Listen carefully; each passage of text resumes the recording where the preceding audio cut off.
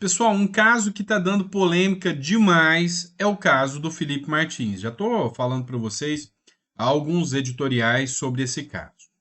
A última matéria que eu trago para vocês é a do Pleno News. Felipe Martins, após nova negativa de Moraes. Sou preso político. Ex-assessor especial de assuntos internacionais do ex-presidente Jair Bolsonaro, Felipe Martins disse considerar um preso político. Ele teve um novo pedido de soltura negado pelo ministro Alexandre de Moraes do Supremo Tribunal Federal no último dia 10 de maio.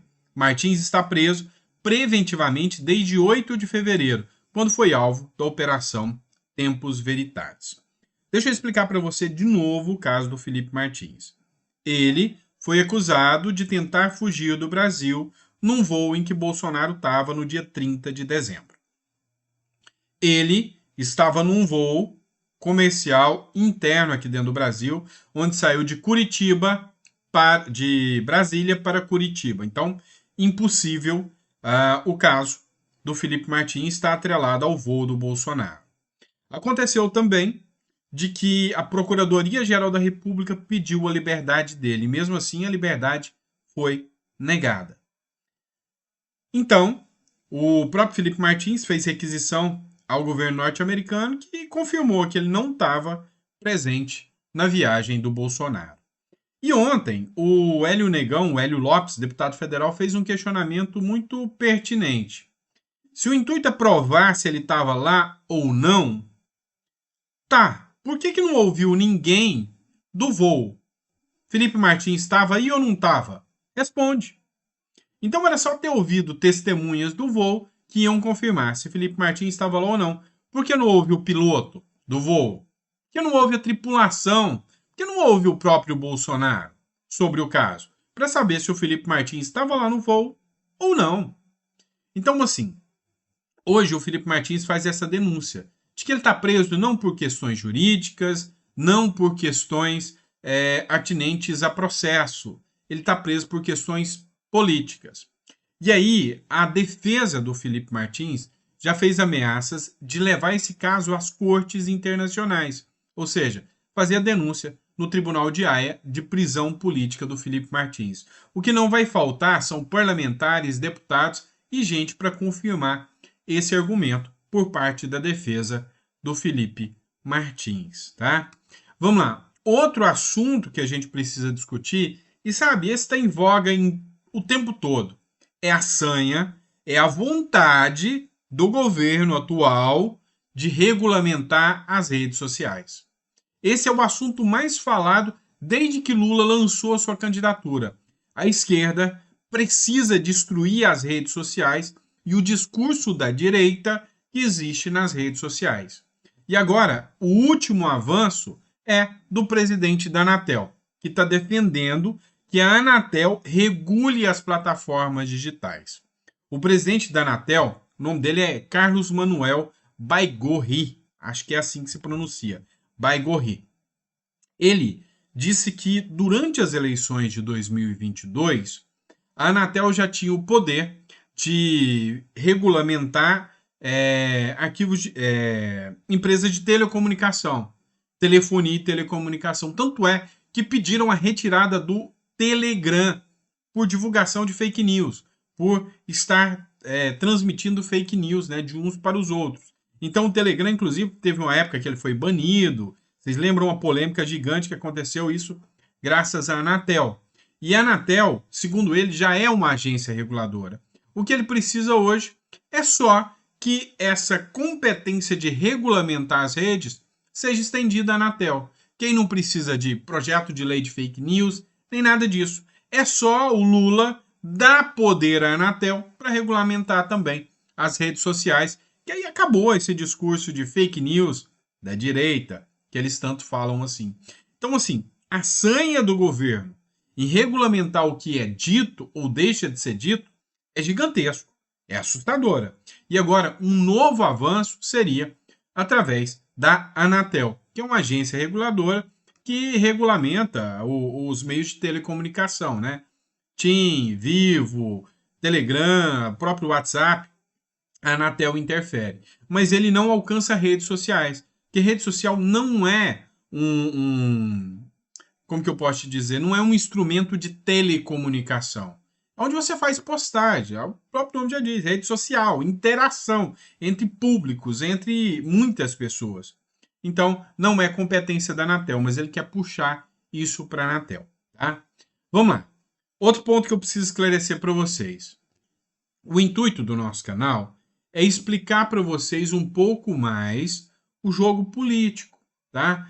Assim, o jogo político ele é muito complexo e acho que de um tempo para cá, nos nossos bate-papos, você começou a entender que ele é um jogo assim, um verdadeiro xadrez. E gente que você menos esperava, às vezes está se aliando ao próprio Bolsonaro. Se você avaliar bem, o Ricardo Nunes é impensável, impensável o Ricardo Nunes ser apoiado pelo Bolsonaro para a candidatura à prefeitura de São Paulo. Ou seja, não tem nada a ver. O Ricardo Nunes vem da herança Dória lá atrás, outra coisa muito diferente. E aí você pensa, nossa, nunca que o Bolsonaro vai apoiar o Ricardo Nunes. E acabou que hoje o Ricardo Nunes é o candidato do Bolsonaro contra o candidato Boulos, que é o candidato do Lula, tá? Então, assim, a política é assim mesmo. E aí nós vamos entrar num ponto aqui onde envolve o governador do estado, Tarcísio de Freitas, de São Paulo, e eleições presidenciais de 2022. Por quê? Porque o Tarcísio de Freitas, ele bateu o martelo, falou que até o final do ano ele está no PL do Bolsonaro. E isso vai interferir muito. Uma, porque já bate um martelo, quase que é uma sinalização 2026, Tarcísio, presidente. É quase uma sinalização nesse sentido. Mas vai além. Implica também na eleição do presidente da Câmara dos Deputados. E aí muita gente pergunta, mas por que tanta preocupação com a presidência da Câmara dos Deputados? Gente, o Arthur Lira tem poder demais. Vocês não têm noção de que um presidente da Câmara dos Deputados é quase um primeiro-ministro no regime do Brasil, tá? No sistema brasileiro. Então, olha só. Matéria da Gazeta do Povo. Tarcísio sinaliza ida para o PL e pode influenciar sucessão na presidência da Câmara. Vamos entender essa regra do jogo? É um xadrezinho complexo que eu vou tentar explicar para você. Vamos lá. O Tarcísio de Freitas atualmente é do Partido Republicanos, ok?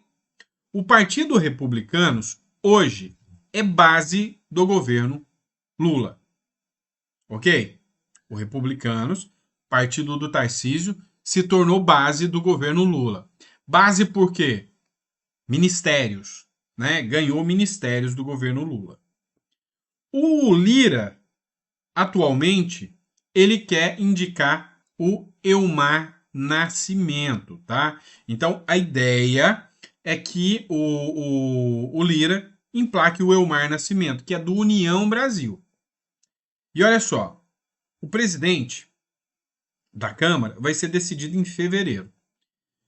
Lula não está querendo apoiar alguém de oposição ao Lira, né? Que seja partido de oposição ao seu possível rival. Então vamos lá, olha a jogada. Se o Lula apoiar hoje, por exemplo, o Marcos Pereira, que é o líder do Republicanos, Marcos Pereira, que é do Republicanos, ele está apoiando para a presidência da Câmara alguém que vai estar no mesmo partido do seu inimigo, Tarcísio de Freitas. Então, o Republicanos está junto com o Tarcísio. E se Lula apoia o Marcos Pereira, que é do Republicanos, ele está dando o presidente da Câmara de presente para o Tarcísio em 2026. E aí, se o Tarcísio resolve concorrer, é lógico, o Marcos Pereira vai estar do lado do Tarcísio. O Lula não tem o presidente da Câmara, que fica até 2027. Então, o presidente da Câmara pode ajudar muito na campanha presidencial. Muito, muito. Então, o Lula não vai apoiar o Marcos Pereira. Qual que é a jogada aqui? O Tarcísio sai do Republicanos e vai para o PL. Então, o Republicanos aceita a saída do Tarcísio para ir para o PL, para que ele possa concorrer com o apoio do Lula do Lula e também do Tarcísio do PL para se tornar o novo presidente da Câmara dos Deputados. Tá, por que todo mundo vai jogar no Marcos Pereira? Até o Lira pode deixar de apoiar o Elmar e vir para o Marcos Pereira. Pelo seguinte, porque se hoje está tudo indefinido e o Marcos Pereira se tornar o presidente da Câmara, na hora que chegar lá na frente, perto da campanha presidencial, o Marcos Pereira está independente, porque teve apoio do Lula, teve apoio do Tarcísio também. E aí, quem pagar mais, leva o Republicanos. Para o Republicanos vai ser lindo, que ele vai ver quem vai ter uma oferta maior. Para o Lula, beleza, porque o Lula já está acostumado a negociar com partidos, oferecendo ministérios e muito mais coisas. Já o Tarcísio confia na fidelidade do Marcos Pereira. Ou seja, o Tarcísio sabe que ele tem mais condições de vencer o Lula e o Marcos Pereira sabe disso. E que esse apoio do Tarcísio agora vai ser importante para ter a fidelidade do Marcos Pereira, que é de uma ala mais conservadora. O Marcos Pereira é de uma ala mais conservadora. E o Tarcísio aposta que na hora H o Marcos Pereira vai estar do lado dele. Então, essa jogada agora é um jogo de xadrez muito arriscado. O Tarcísio vai abrir mão, vai colocar alguém que por hora é alinhado ao Lula. O Marcos Pereira se torna o novo presidente da Câmara, com apoio do Lira, do Lula, do Tarcísio. Já está definido quem vai ser o novo presidente da Câmara, que vai ser o Marcos Pereira. E lá na frente, os dois, tanto o Lula quanto o Tarcísio, vão cobrar apoio do Marcos Pereira. E aí é quem fizer a proposta melhor. Ou seja, é uma forma de equilibrar. Porque se continuar o jogo da forma que está, o mais provável é que o Lira vai ganhar e o Lula não quer que isso aconteça agora. Tá? O Lira ganhe sozinho. O Lula não quer que isso aconteça. Deu para explicar mais ou menos? Assim, meio complexo esse jogo aí, né? Mas é mais ou menos isso. Ó, vamos deixar essa briga para depois. Joga o presidente da Câmara, na hora que estiver chegando perto da campanha presidencial, nós dois definimos aí quem leva o troféu para casa, que vai ser o presidente da Câmara. Vamos lá. Campanha eleitoral ainda agora já. Estou falando de 2024. Prefeituras. Olha só essa matéria do Conexão Política. Pesquisas apontam favoritismo do PL, partido de Bolsonaro, nas eleições municipais. Tá? 10 das 20 capitais brasileiras com pesquisas eleitorais recentes, os atuais prefeitos estão na liderança ou empatados na margem de erro. A lista inclui Bruno Reis, de Salvador da Bahia, Cícero Lucena, de João Pessoa, Davi Almeida, de Manaus, Eduardo Paes, do Rio de Janeiro, João Campos, de Recife, João Henrique Caldas, de Maceió, Lorenzo Pasolini, de Vitória, Ricardo Nunes, de São Paulo, Sebastião Melo, de Porto Alegre e Tião Bocalon, do Rio Branco, no Acre. Esses aqui são os prefeitos que já estão, com exceção do Paes, né, do Rio de Janeiro. Me fugiu o nome aqui.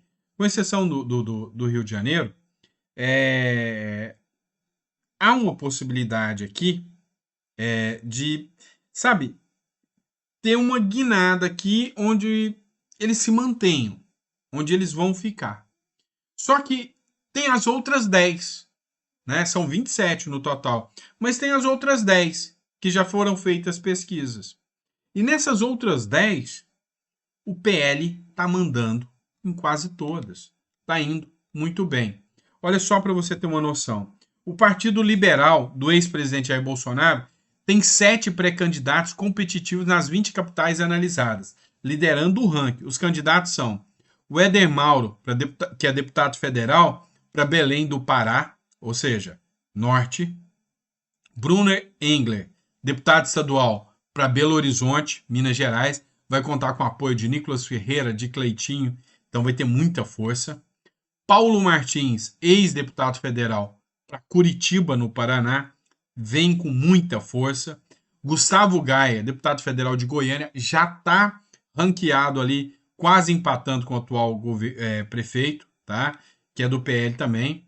O JHC, esse que já é prefeito de Maceió, em Alagoas, grande chance de permanecer. O Janade Vacari, que já é deputado estadual, vai concorrer no Tocantins, com grande chance, e o Tião Bocalon, atual prefeito do Rio Branco, no Acre, que já é prefeito e vai se manter. Já o Partido dos Trabalhadores, sob a chefia do presidente Lula, tem 2 candidatos competitivos. A Adriana Arcos, que é deputada, delegada em Goiânia, que vai bater de frente com o Gustavo Gaia, tá? E Fábio Novo, deputado estadual em Teresina, tá? Então, esses são as possíveis, conjecturas aqui. Tudo indica que o PT não vai levar nada, quase nada, dessas eleições municipais. O PT vai levar uma surra, uma coça gigantesca do PL. E isso para o Bolsonaro, ou para o seu sucessor, que seja o Tarcísio, que a gente comentou aqui, em 2026, isso é excelente. Excelente. Em 2020, durante a gestão Bolsonaro, o Bolsonaro escorregou, derrapou e deixou que o PL não fosse tão bem nas eleições municipais, tá? Então, teve uma escorregada muito grande aí. Então, o PL acabou não indo tão bem nas eleições municipais. Não foi lá grande coisa. Só que agora a aposta do PL é que, com a objeção ao Lula, com a rejeição ao Lula, e que até o pleito eleitoral a objeção vai ser maior ainda, o PL vai emplacar muitos prefeitos. E isso aí, em 2026, vai fazer toda a diferença para o candidato Bolsonaro. Tá bom?